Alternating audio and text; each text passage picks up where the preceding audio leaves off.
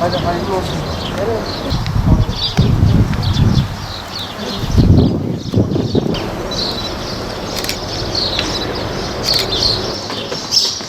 Oynayacağım hafta. Ne oynayacağım?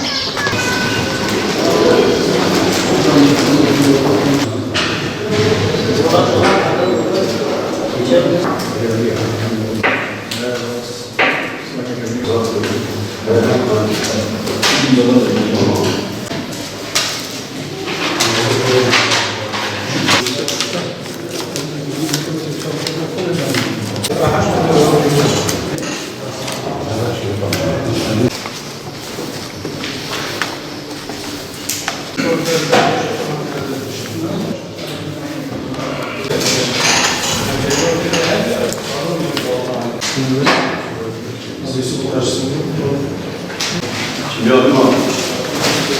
Kimi alayım?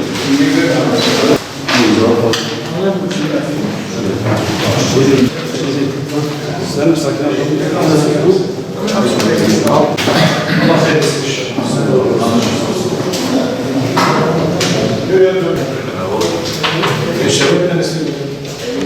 Ben genç kız. Gençsin genç kız. Amin getiren. Şuraya atıyorsun Amin. Dur şuraya atıyorsun. Arkadaşın ismini devam edeceğiz. Bunu alır mı? Sorayım sana. Cemal mı değil? Biraz sonra izah.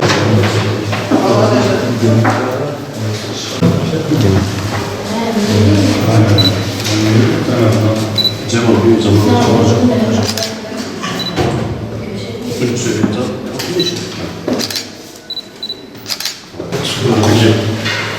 Kim benden Cengiz? Önce alan izini burada.